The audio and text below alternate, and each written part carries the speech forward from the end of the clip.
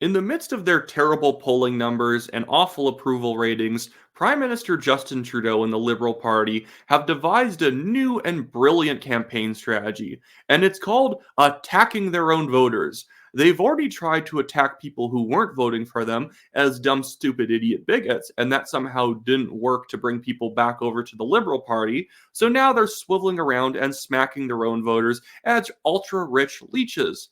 And what I mean by this is that in the new budget, the Liberals, needing more revenue to pay for their bloated budget, are increasing capital gains inclusion rates from one half to two-thirds. So all that money that people were already taxed on income for that invested it in the stock market used to only have to pay half of their capital gains into their income. But now they're going to have to include up to two-thirds. And this is basically the Liberals going after the only demographic of people who actually still liked them. It's Bay Street investors and those who were economically thriving during their tenure in office. Not because the Liberals are doing anything that great for the economy, they just mostly left these people alone.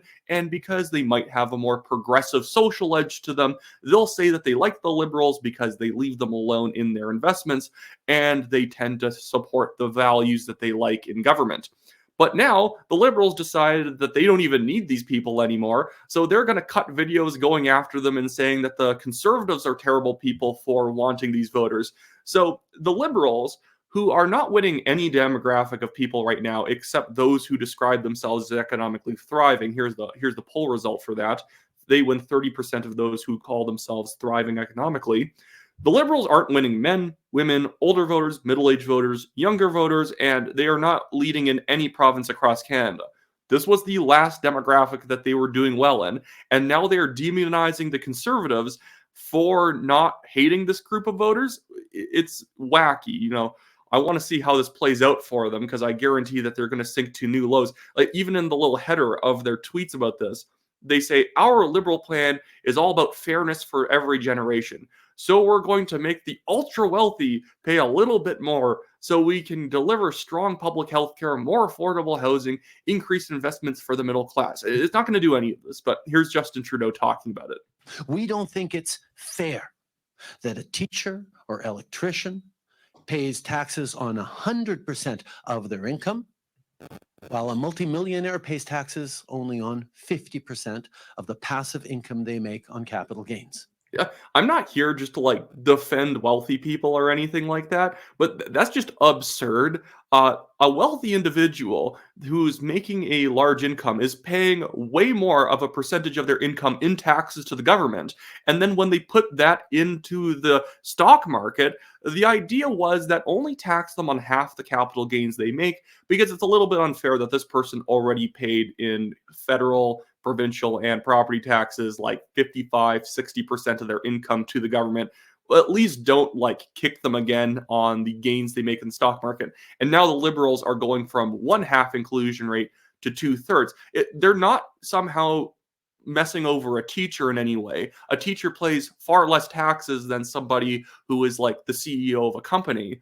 And the idea that this is something that is going towards fairness is ridiculous. Also, if you're a teacher and you're making $90,000, $100,000 after 5-10 years of being a teacher, you could easily, at some point in your life, be making more than $250,000 in investment gains in the stock market. If you're putting away $5,000, $10,000 here and there every year, eventually you're going to have a lot of money in the stock market. And so the Liberals pretending that this is just about fairness, it's not. It's actually going to drive investments so that there's less money around to employ less people in new ventures being undertaken.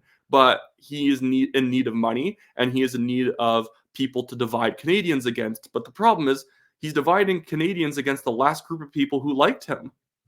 So we're going to make them pay a little more. A little more, going from one half to two-thirds of their capital gains being included their income. And these people are already paying most of their income in taxes. Oh, and by the way, Justin Trudeau's already made all of his wealth, so obviously this doesn't even affect him. He already has his millions of dollars, and it's funny how all these hyper-progressives become socialists as soon as they've already made all their money and they don't need any more in their minds. I want to be crystal clear, though. This tax will not apply to anyone's primary residence, je tiens à être très clair, cette taxe ne s'appliquera pas à la résidence principale de qui que ce soit. And so 99.87% of Canadians will not pay a cent more tax.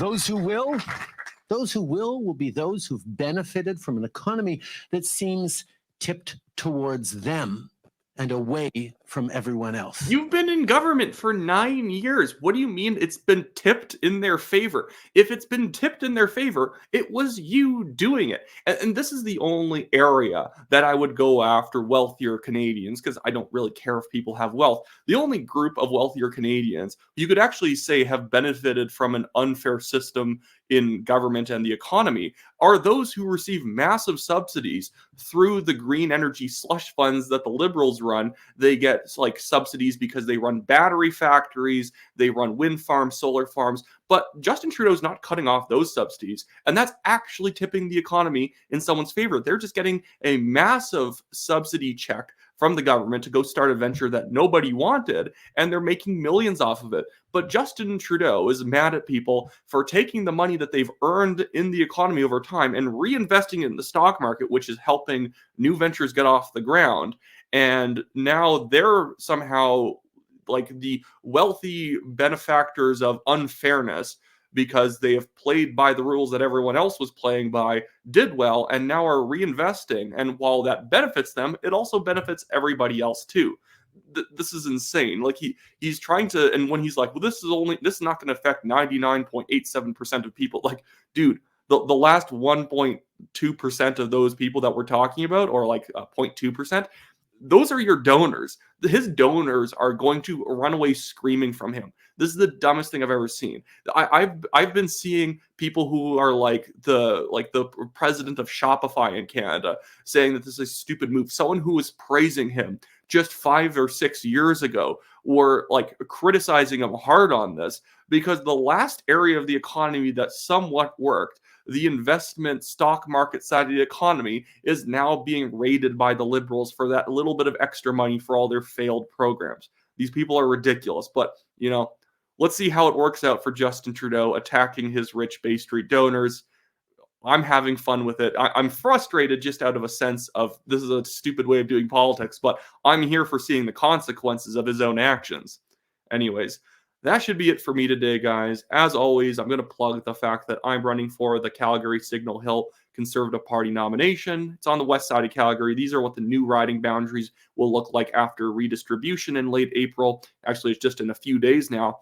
So if you live in this area, buy a Conservative federal membership and go see my website, WyattClaypool.com. It's in the description below. And if you want to donate to our legal fund, that's also in the description below at the Give, Send, Go link. We're fighting a billionaire developer in court, and we have a high burden of legal costs, so anything you can donate really helps us out. It's a ridiculous case where the man has not even shown any evidence to how we've defamed him. He's just merely saying it, and because Alberta doesn't have anti-SLAPP laws, he's been able to drag this out for years, trying to bully us into giving him fake apologies for things he cannot prove even happened. Anyways, that should be it for me today, guys.